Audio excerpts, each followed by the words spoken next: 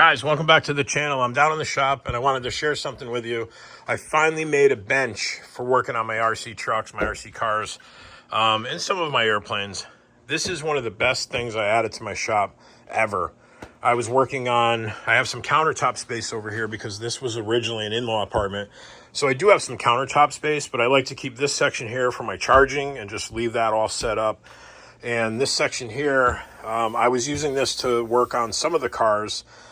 And it just got kind of small. My wife likes to come down here and store bottles of water and all that garbage.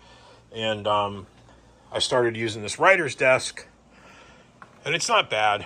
It's about maybe 40 by 30.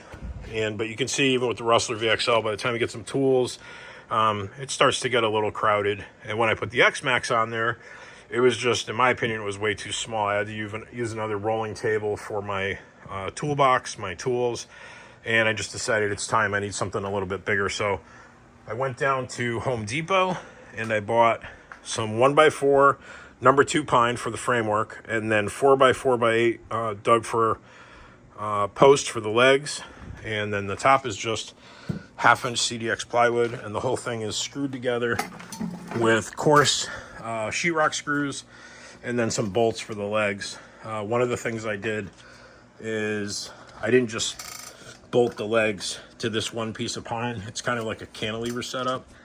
So sorry about my hand there. So there's a piece of 1x4 pine here, and then the leg goes up in between there. You take some nice accurate measurements, you get a nice snug fit, and then they're secured with bolts, the fender washers, and then a nut coming in from the other side. But this whole thing, because I bought some cull lumber, some beat up lumber, this piece of plywood had one end that was all damaged. Looked like they hit it with the forklift or something. So this sheet of plywood was originally, I think it was just under $27. And I asked the guy about it because it was damaged. I had pulled it down on a cart. He didn't have to do anything with it except give me a discount, and he did. I got this sheet for, I think it was $8. I don't know how he came up with that, but $8. So fine with that. He cut off the damage and you'd never know. And I was going to cut it down to, I think 70 inches is where I ended up. So I got that, and I also got a bunch of the 1x4 longer pieces. I didn't need very long pieces. I'm about 8 footers, and he had some 12 footers that were really badly twisted, so I got those for a deal. And I think with the hardware and everything, I don't think I paid more than $80 for the whole bench the way you see it. So I've got plenty of room now, you know, for a 5th scale truck. You see it sitting on that bench. It gives me plenty of room to work.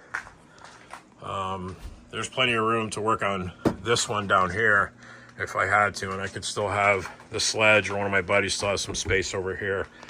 I'll slide the x-maxx down here so you can see the x-maxx gets pretty small.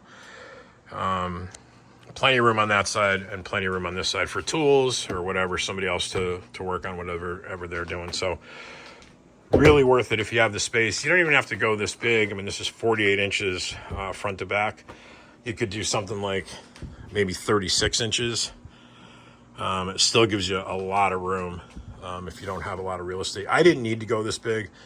It's just the way it worked out. I sketched it up and liked the way it looked, so that's what I did. And then on the bottom, one more thing I highly recommend is some framework here. It really locks those legs up and gives you a lot of rigidity front to back.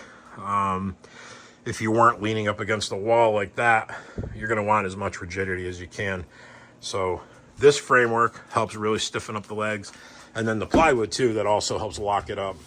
But with this framework here, you can also take some measurements and rip a piece of plywood and stick it in there for extra storage. Extra storage is always a good thing.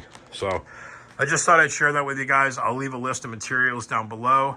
If you have any questions or comments, just leave a comment down below and I'll make sure to respond. Thanks for watching the video, guys. We'll see you next time.